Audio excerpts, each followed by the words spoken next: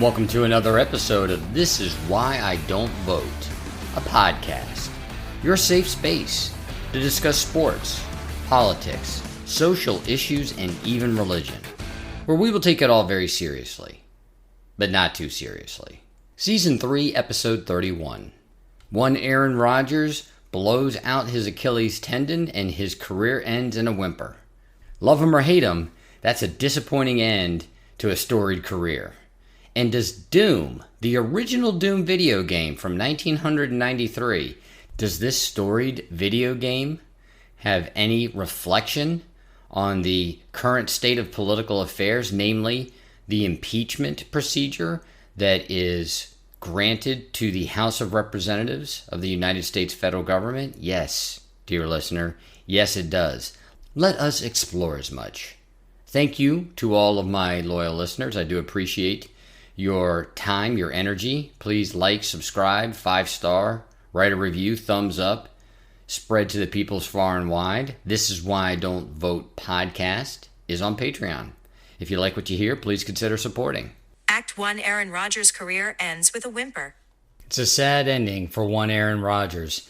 And although I've had my animosity towards the man in the past, I don't want to say that I feel sorry for him. I just thought it was somewhat of a pathetic way for his career to end. And yes, I do believe his career is over. Because nothing escapes the internet, the injury looked innocuous when it occurred during the game. It did not look like that tough a tackle that Rodgers would have suffered a season-ending, a career-ending injury, a torn Achilles. And yet, because of the internet, because of the social medias, there are now 10,000 different angles that you can see, and one of them actually was slowed down to the point where you could see the Achilles popping during the course of this tackle. Would that have happened to a 29-year-old Rodgers instead of a 39-year-old Rodgers? Who knows? It certainly happened to that 39-year-old Rodgers, and he's done. Part of me wanted to see this experiment that was Aaron Rodgers with the Jets, and part of me wanted to see that experiment fail.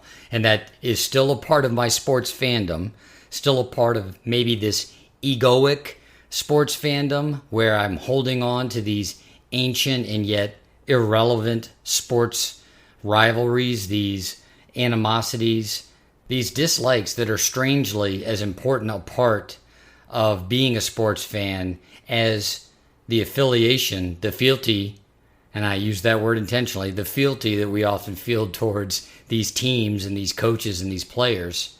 Similar to Tom Brady, we are fascinated by these quarterbacks that go to another team that have had all of this success, this prolonged success with another team, see if they can replicate that, see if they actually have the chops to go to a new team with new personnel, new coaches, and run a different system.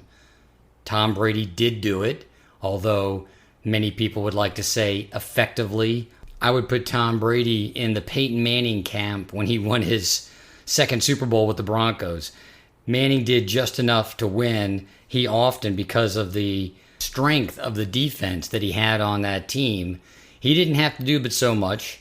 Basically, he was smart enough to realize that he didn't need to lose games. He was a manager in the best sense of that word when it comes to being a quarterback. It's a point of maturity in my mind when a quarterback realizes that he can be a game manager and be successful and win a Super Bowl. Peyton Manning did it. Tom Brady did it. Wanted to see if Aaron Rodgers was going to do it. Because Aaron Rodgers, he struck me more like Brett Favre. If he wasn't winning the game, damn it, he was going to lose the game. That part of me that had that animosity wanted to see whether or not Aaron Rodgers was going to go out and be the second coming of Brett Favre. I'm sure there were many that were actually rooting for him to be successful. It was a compelling story, and we were all robbed of it. Having seen the Jets play after Rodgers got hurt, to see the extent that that defense has matured after having been great last season. If Rodgers had come in and been just a game manager, that Jets team looks like it's a world beater. They can win a Super Bowl. As for Rodgers, it is a sad whimper to go out with that Achilles injury, one that very likely could sideline him well into next season. That's right, dear listener. That's not just a season ending injury. For a 39-year-old, and again, saying that 39's not that old, but in NFL years, 39 might as well be 100 with all of the hits that he's taken and the tackles that he's suffered in the position that he plays. Being 39 years old and having to rehab from an Achilles injury that would take a younger person at least one season to recover from, well, I'm not sure that we're ever going to see Aaron Rodgers on a football field again. And in a way, even though I'm no Aaron Rodgers fan, I've had my animosity, I've wrestled with my animosity over this public figure, I too, as many of his fans do, feel cheated. Will Aaron Rodgers try to make a comeback? I'm sure he will. It'd be a nice news story. It'll get his name back in the public spotlight. The reality is, he's 39 years old. He's going to take an entire season to rehab. It may take more than one season. He may be rehabbing into next season. Aaron Rodgers is a starting quarterback. I don't think that he would accept any role but being a starter. So if it takes him a season, and let's say a season and a half, to come back from that Achilles injury, where is he going to go? He's going to very likely have to wait for another full season to transpire before he'd be in a position to go to a team where he could go through training camp and be their starting quarterback. That's 2 full years off. That's Deshaun Watson-like. And we saw what Deshaun Watson looked like in the middle of last season. There's just a lot of rust to shake off. Now, quick aside, the Browns stomped on the AFC North favorite Cincinnati Bengals, which was somewhat surprising to me. And Deshaun Watson looked like a competent, if not capable, quarterback. So perhaps he's shaken off the rust. I don't know that a 41-year-old Aaron Rodgers is going to have that same kind of capacity, that it's going to be as easy for him to do something like that. So, with the remaining time in this segment, this is going to be the epitaph for one Aaron Rodgers. And how shall it read? Hall of Fame quarterback, no doubt. Even I, someone who has sat in opposition to Aaron Rodgers as a Detroit Lions fan for years, and then even after the divorce, still didn't like that side of the family, so to speak. I recognize that as a 2-time MVP, to do that as late as he did in his career, it's just amazing. And I'm sure I could go on for another 60 or even 120 seconds and heap on the accolades. But there has to be an asterisk next to any one of the stats that people are going to gush about when it comes to Aaron Rodgers. And that's his playoff record, and that's namely his playoff record in NFC championship games. The man won exactly one NFC championship game, and he went to one Super Bowl, and credit to his name, the Green Bay Packers won that Super Bowl. Discredit to his name, as great a quarterback as he was, he couldn't win the big game when he needed to win the big game, and he had several opportunities to do so. I'm not going to get all stats boy on you, I'm not going to geek out, but the numbers ain't pretty. In 5 NFC championship games, and that's a lot of NFC championship games to have played in the modern era. Not everybody can be Tom Brady. Everyone wants to say, well, Brady played in 1 million. Yes, he did, and so did Peyton Manning. Well, think about that. These are contemporaries. To have played in 5 NFC championship games, that's a lot. To have only won 1, that's not a very good record. You're looking at 20%. And what were the numbers? Aaron Rodgers had a passer rating of 83.7, 1,381 yards with 9 touchdowns and 8 interceptions. That's not a good passer rating. Granted, that is a lot of yards. We're talking about over 250 yards per game. So that's not bad considering it's, Usually in January when these games are played, it's cold. But Aaron Rodgers played in Lambeau. Aaron Rodgers had many a 300-yard passing game in Lambeau in the months of November and December, and even in the months of January throughout the course of his career. 9 touchdowns to 8 interceptions. 8 interceptions in NFC Championship games. The most recent NFC Championship game against the Tampa Bay Buccaneers, played in Lambeau, no less, where the Green Bay defense got the ball back after Aaron Rodgers had thrown, I believe it was a couple of interceptions. Wait, it may have actually been 3, where the defense gave him the ball back over and over again, and he couldn't do anything with it. It is strange how things repeat themselves, how cycles repeat themselves. Aaron Rodgers for years was sitting behind one Brett Favre, and then when he finally got to take hold of the reins of the Green Bay Packers, wanted to distinguish himself from Brett Favre. I'll spit it out.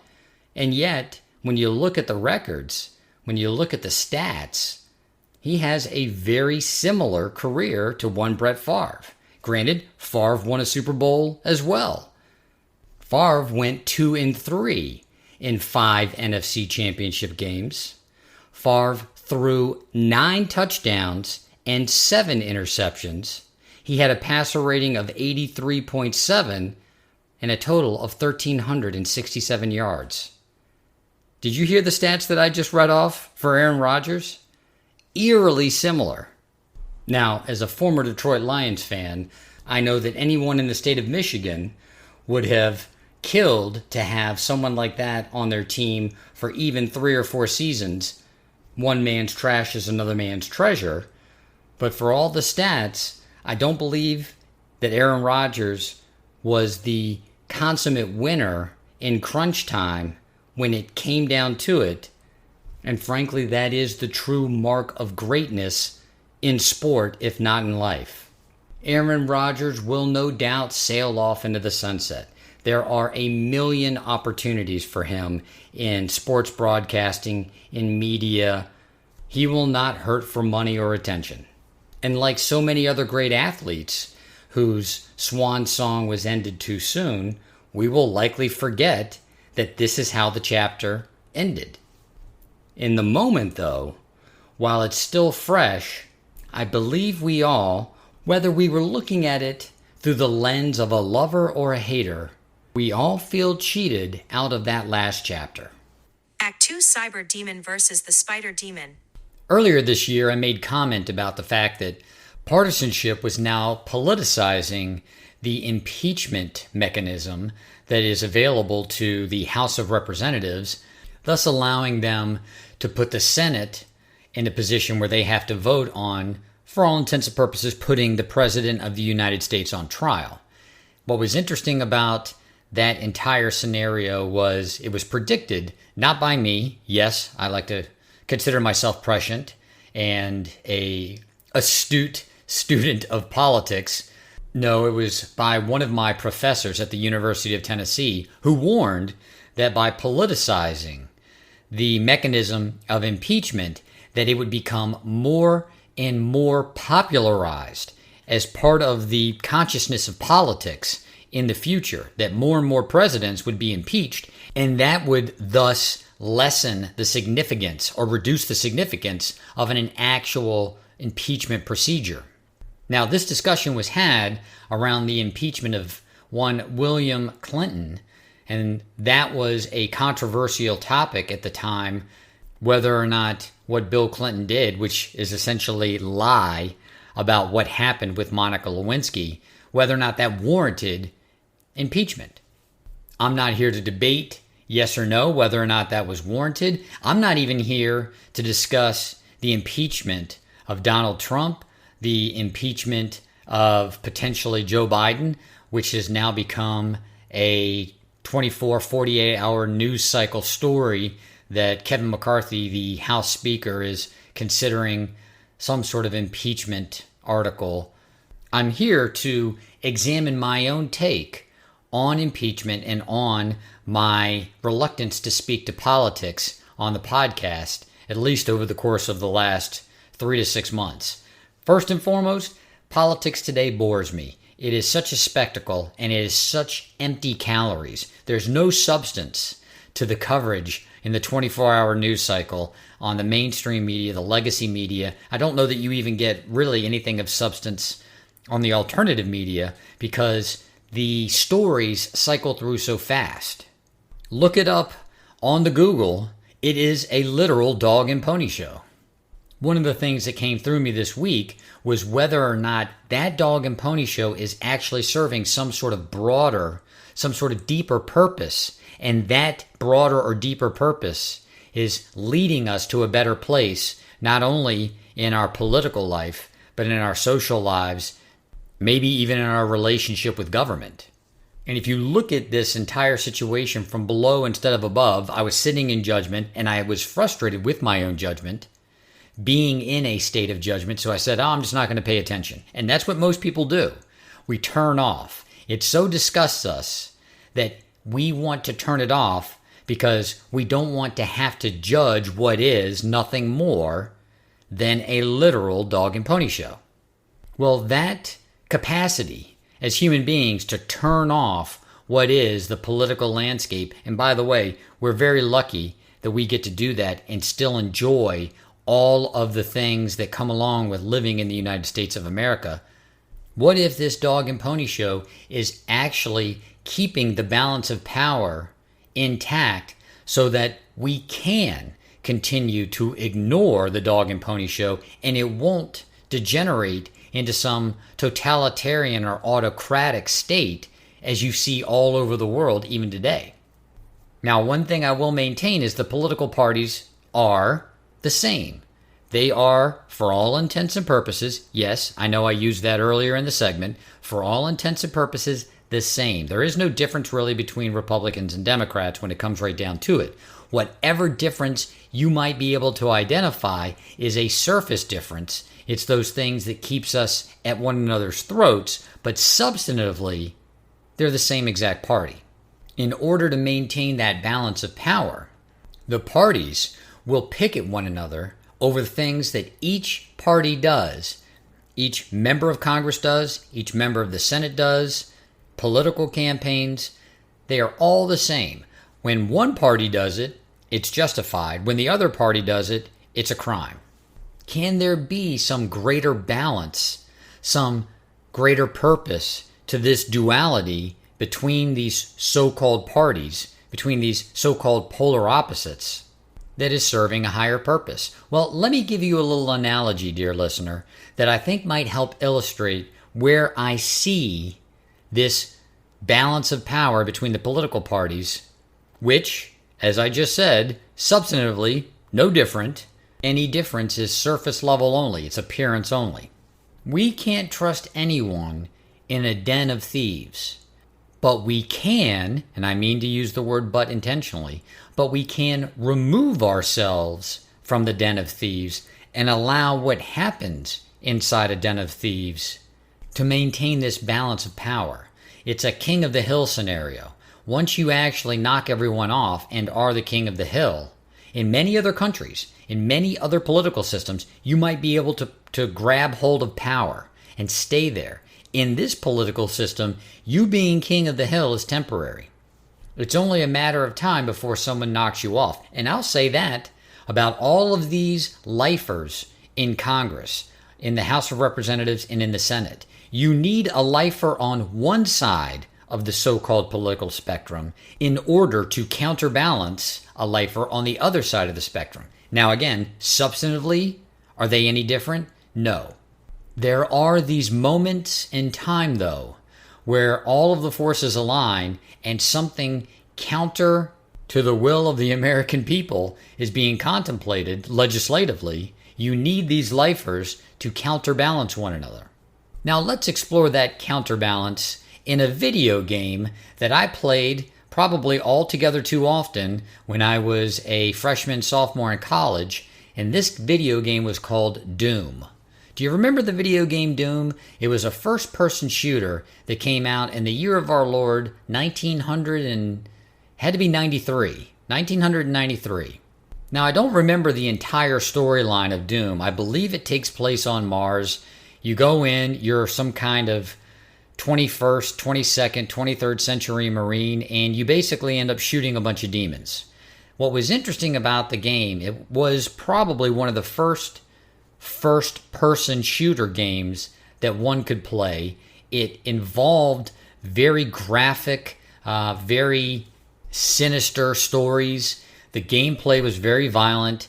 And of course, violence equates to fun when you are a 21-year-old, 20-year-old, college-age male. Without going too far off of topic, and I don't think I'm unique, video games put a spell on me. And they very likely probably still would. I just avoid them because I know they'll put a spell on me. So I played Doom frequently enough that I got to the end where I became frustrated because I couldn't beat the game. I could not actually win the entire game. And here's the reason why. There were characters involved in that game, all different types of demons. And each one of these demons had different types of powers, and they were placed at different parts of the map within this game. Now, throughout the course of the gameplay, there were a number of demons that would come at you from different areas of the map, and these were what you would call more routine demons. The demon type was routine. You had faced them numerous times. You knew what their powers were. You knew how to defeat them. Yet, occasionally, and maybe only 2 or 3 times in the entire game, you would face what was called a cyber demon, which was a demon that had such power, that had such stamina, and that would follow you if you did not deal with it. Now understand, as part of the gameplay, sometimes you didn't have to fight every single one of the demons that was in a room or in a corridor or in that part of the map. You would just shoot some of them and you could avoid others by running through a door, running downstairs, what have you. The cyber demon, though, would follow you throughout the course of the map. You were going to address your relationship with the cyber demon. A cyber demon awaited you at the very end of the game before you went into the final chamber to face the final adversary. And because it took so much stamina, skill, will, if that even is a good term, I did have the will, I kept trying, the will to keep trying to get to that final chamber, that you were weak when you got to the point where you were ready to face, that being your character, let's be clear, your character was weak when you came up to face the cyber demon. Well, the cyber demon, having the stamina, following you, you were in no position to try to run by it because it would follow you, so you had to figure out a way to address that cyber demon. Now, one of the things that was interesting about the cyber demons is that they didn't have any allegiances. They would attack anything in their path. So if there were other demons in their path, they would kill them just as readily as they would kill you. As is always the case in life, desperation is the source of inspiration. On one fateful trip to the end of the map, didn't play the angles well, didn't go through the map as I knew I should, carefully, cautiously even. I was frustrated. I wanted to get to the end because I wanted to win the game, but I wasn't willing to take the time to do it right so that I could save as much of my stamina to meet the cyber demon at the end. And what I did was I ran by that cyber demon knowing that it was going to catch up to me and probably kill me, and then I'd have to do it all over again. And yet what I was able to do was navigate the corridors so quickly that I made it to the final chamber. I finally did it. And when I walked in, you face what is called a spider demon. This is a huge spider-looking demon, yet it has mechanical legs. It's almost like I should have written this down before I started talking about it. It's like that mechanical spider that was in that Will Smith movie, Wild Wild West. Now, I know none of you saw Wild Wild West. It was absolutely terrible. If you watched any 10-minute segment of it, you'd immediately turn it off. But there is a part of that movie where there's this huge mechanical spider type thing, and it looks like that. It's basically a mechanical spider where the body of it is a brain and its mouth is a Gatling gun. That is the spider demon at the end of Doom. The spider demon then opens up that Gatling gun, and you have very little time to make a decision as to what you want to do. Now, I'm in the mindset of running. So I see this thing. I don't even consider trying to fire at it. I just run. I'm trying to figure out the parameters of this final room, the dimensions, to see where I can hide, how I can use cover, and how I can fight this thing. Well, lo and behold, what comes right behind me into that final chamber? It's the cyber demon. And the cyber demon, well, it doesn't waste any time. As soon as it sees the spider demon, it immediately starts to attack it. And these two go at it, and they fight, and it's a colossal fight.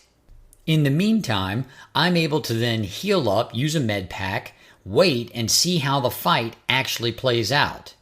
Now, given the strength of both of these demons, and given the fact that it's at the end of the game, the spider demon eventually won out. Well, then I come in, and it's very easy for me to tackle this task in light of the help that I got from the cyber demon, the fact that the cyber demon weakened the spider demon to the extent that it did. In addition, because I was able to hide and watch this whole thing go down, I was able to then gauge where the cover was in this room, the dimensions of the room. And so when I got into trouble, I was able to run away. I was able to gather my strength, shield myself from the barrage of gunfire from the Gatling gun mouth of this spider demon, and then attack it again. By running through that maze, by allowing the cyber demon to chase me and to follow me, and then to allow the cyber demon and the spider demon to fight one another, I was able to win that game because the spider demon didn't have much left after it had defeated the cyber demon, and it didn't have much left to deal with me. Yes, dear listener, yes, it was a gratifying feeling to finally win that game. And did I get any kind of accolade for it? Of course not. No, I didn't. Even sharing it with other people seemed hollow. It's like talking about your fantasy football team and talking about how you won the championship. It's not any different than it was 30 years ago. People really didn't care. But beat the game I had. If you're still listening, you might think to yourself, what the hell is he talking about? How does this relate to the impeachment procedure, the mechanism provided to the legislative branch of the federal government with regard to keeping the president in check if the president has done something that warrants removal from office? Well, I'll tell you. We know everything, dear listener. We know everything. Do I believe that presidents from 60, 80, 100 years ago deserve to be impeached? At this point, you know that if you listen to this podcast, you know that I feel like things don't change as much as we believe they do. Things look different, therefore we see change. But really, the more things change, the more they stay the same. And it's very likely that presidents of old, they did things that warranted impeachment. They did things that were much worse than presidents are doing in the modern times because they knew they could keep them secret. And to the extent that we don't know what happened, we still memorialize those as some of the greatest times to have ever lived, whether it be the 1950s or whether it be the 1920s or whether it be the 1890s. Our collective ignorance is bliss. Perhaps then, because we now have social media, because it's so difficult to keep a secret, because it's so difficult to even keep something that happened in the public spotlight out of the public spotlight 10, 15, 20 years later, perhaps the impeachment article is now a very necessary mechanism to keep these two parties that are substantively no different, to keep them in a balance of power, to be able to check that power between the parties. No one party will ever be able to assume any kind of autocratic, any kind of despotic position in government because there's a procedure even at the executive level to continue to challenge such authority. What really came through to me is that perhaps all of these impeachments are warranted. That because our political system has become calcified, is that the right word? Calcified in that The way we nominate candidates, we really, as people, don't have much input, so we're stuck with candidates that we really don't like, and we're given this either-or scenario. Perhaps then a mechanism like impeachment is one of the few mechanisms left in order to maintain that balance of power, allow us to live our lives while the demons continue to fight one another, weaken one another, and give us the opportunity, when it is appropriate, to knock them off the hill. If you look at it that way, dear listener, perhaps all this animosity between the parties, perhaps this impeachment talk every 2 to 4 years, well, it's not that bad a thing. It's not that bad an idea. It's not that bad an event. Let the cyber demon pick at the spider demon while we lick our wounds. And when they're done feeding on one another, we can make our move. This is Why Don't Vote, a podcast.